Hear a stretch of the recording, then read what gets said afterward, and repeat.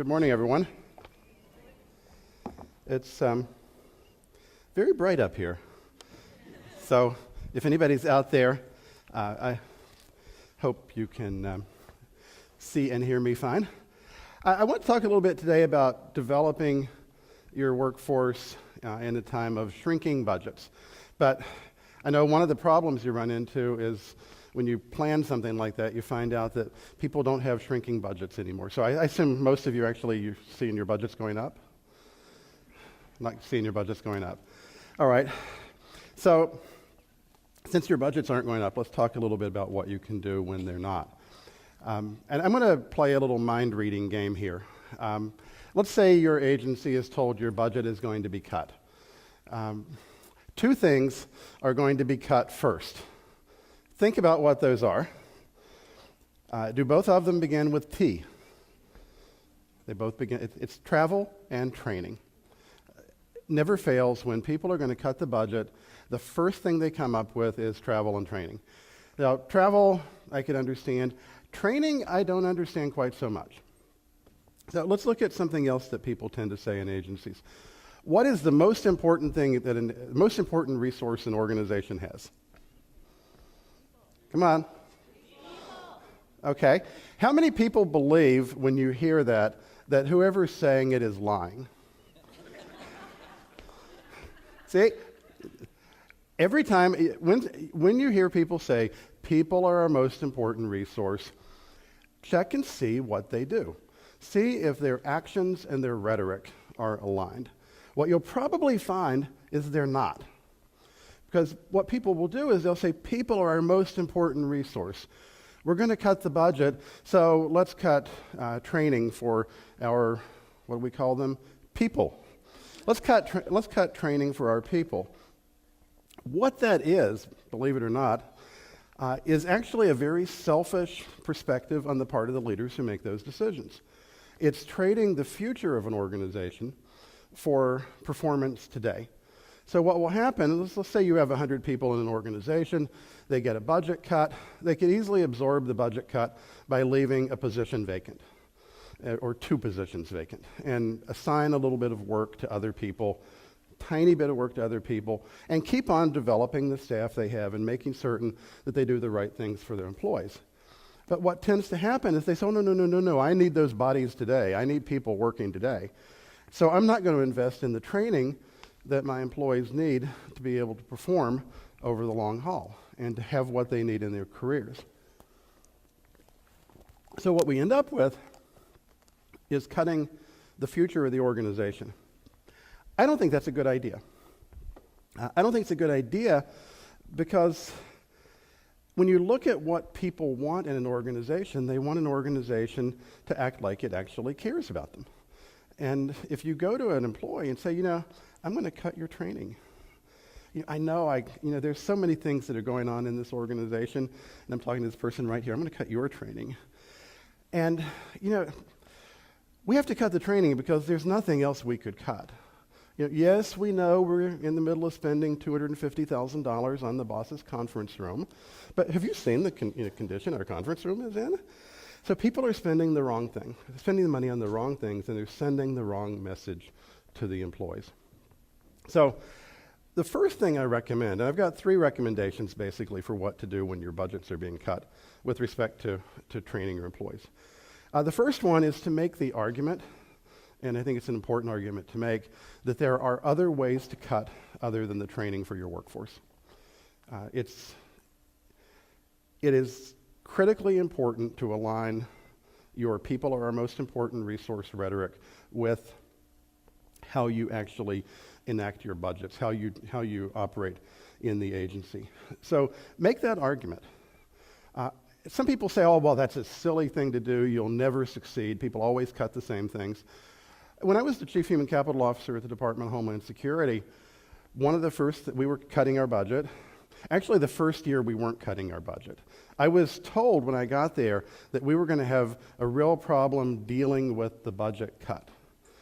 And I looked at the budget, and that first year, the budget was actually more than it was the previous year. And so I sat down with some folks, and I said, okay, I don't understand why this is Everybody's talking about a budget cut. And they said, well, did you see the rate of increase has slowed dramatically? That's not a budget cut. If you have $1 and next year you expect to have $1.03 and you only have $1.02, you didn't have your budget cut. You just didn't get as much extra. But I went back to some folks and I said, look, we're not going to cut training for our employees. We have vital missions. We need to train the employees. We have people who do work that you can't go out and just hire them off the street and hire people who are fully qualified.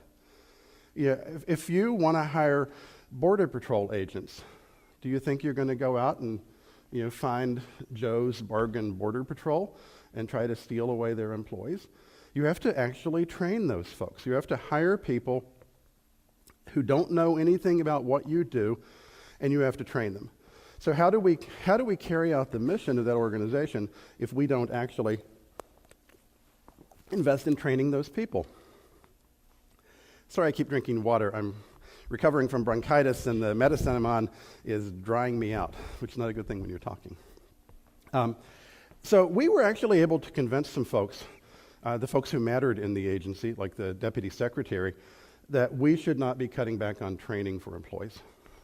We made that argument. It was counter to how Washington and people in federal agencies all over the country operate, but it worked. So first thing to do is make the argument that cutting training is a short-sighted and bad thing to do. And don't be bashful about saying to the people who are making those decisions that their employees might think they're not telling the truth if they say people are the most important resource and the first thing they cut is a people resource. Second thing is to start looking at training you can do on the cheap. Anybody here familiar with cheap for training? See somebody out there. Training is something that, a lot of times we think of very expensive training. Some of us have probably been to training courses that cost $10 or $15 or $20 or $30,000 if you're lucky. We have a lot of training programs that are very expensive. But there are also training programs that you can do internally in an agency that are not expensive and actually will help you do some things better as an organization. One of them is doing on-the-job training where you're moving people around in the organization. If you've got somebody who you would like to have them expand their skill set, you can give them another job to do. Put them on a project. Put them on a long-term project. If it's a really good employee that you think has a lot of future in the organization, definitely put them on something different. Put them on something that's a challenging assignment, and then keep track of what you're doing with them.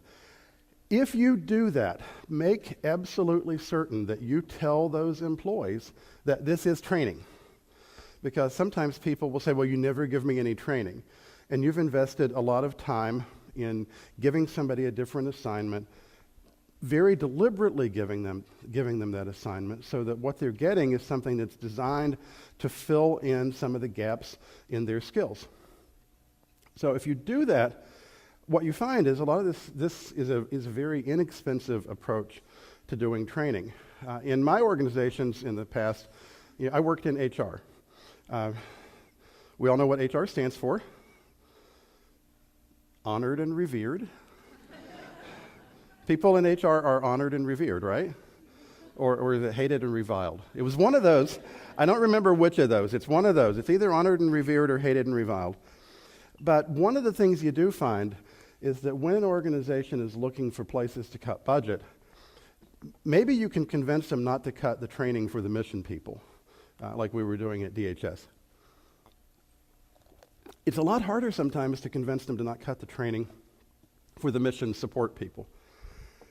Now, it doesn't matter that you can't hire people. If you can't hire people, you can't carry out the mission. If you can't buy things with your contracting people, you can't carry out the mission.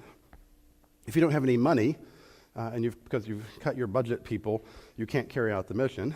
But we do tend to want to cut the mission support jobs. So frequently you'll find that the people who have the most trouble getting training money are in those mission support occupations like HR or procurement or finance or any of the facilities support organizations. They tend to get hit first on everything. So what I would recommend is for those types of organizations, don't even wait until your budget gets cut. Invest your time. You don't have to invest a lot of money in putting together programs to move people around to get better jobs, better training, better experience. In my career, I started out as a GS5 when I was 22 years old, which was a very long time ago in the previous millennium. And I ended up as an SCS and then as a political appointee. I didn't have a lot of formal training. I got sent to, maybe in 30 years, maybe 15 or 16 formal training classes. So I didn't have a lot of formal training. They didn't spend a lot of training dollars on me, and it shows. I mean, you can tell. But what I got was these types of assignments where I worked in one part of the organization. I got put on special projects. I got put on very big projects. And every time I did that, I learned more. And my skill set expanded without my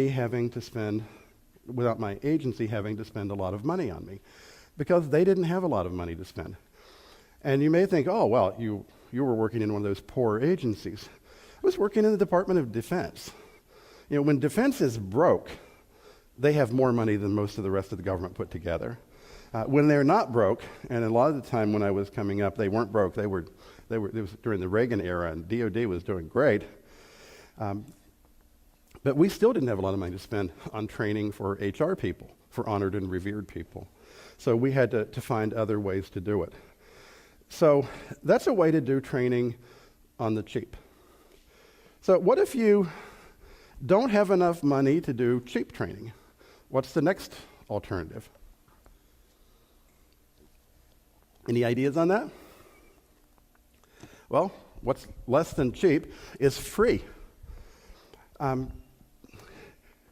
years ago, free training was an oxymoron. You couldn't find much out there that was free, and if you did, it was worth exactly what you paid for it. Now look at what you can get. How many people here are I'm not plugging Apple. How many people here are familiar with iTunes U? Anybody? Some people are. There's a massive amount of training out there and education that is free. Some of it you pay for. Some of it, make certain you pay attention to the things that say in-app purchases available. That means they'll give you something free, but the good stuff's behind a paywall and you have to pay for it. But it's amazing what kind of stuff is there. And when I was preparing to do this talk today, I started looking to see, okay, if I go to something like that, what's out there that might be useful to the federal government? The answer, a lot. There's a lot of material there. There are other places where you can get information. Anybody ever heard of TED Talk? Anybody? I mean, some of those are really good. Some of them are kind of boring. Some of them are really good. They're free. So you can find enormous amounts of free, quality training available right now. So a lot of people hear that and they say, okay, what's our solution as an agency if we're going to try to do free training? The solution is not to go to your employees and say, oh, by the way, there's a lot of free training out there. Here are 2 or 3 places you can go look. Go knock yourself out. How many people think that the typical employee would actually go out and do that on their own? Probably not many, because people generally don't take initiative on things like that. One of the things I have found is that, we haven't told the federal workforce clearly enough that they have a big share of ownership in their own career development. If you look at the skills that an employee brings to the table, they're part of that employee's personal brand, they're part of that employee's employability, and they need to take some responsibility on their own. And too often people don't. Because we don't tell them that. We tell them, oh, we'll take care of what your training needs are. So we need to actually make it clear that some of this is their own responsibility, but still people won't generally go out on their own and seek out a lot of training, unless they're your most motivated, highest performing employees. And in some cases, those are the ones who need the training the least, but they'll go out and they'll find it and they'll develop their own skills.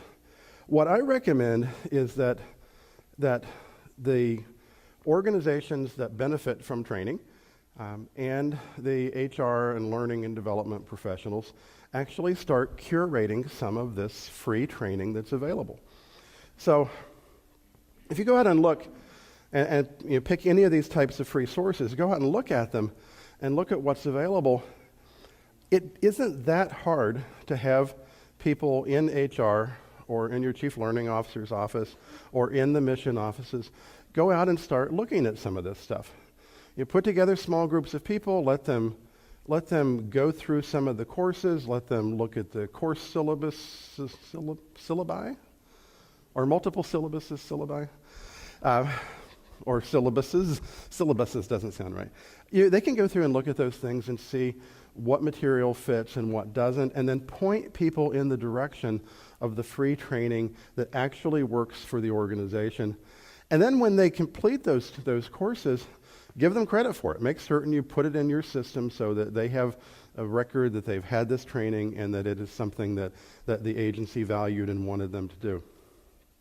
So if you do that, I think what you find is you end up then with far more training available than people would like to think. One of the things I've observed over the years, and I've done a lot of, I've been in HR and federal government for a long time. One of the things I've observed over the years is that we like to make excuses. So when people say, well, we're not investing enough in training our employees, and since we're not investing, we can't worry about people performing as much, and so we're going to give them a break, and just kind of whine about not having money and not having support. I've worked in the private sector before and after government.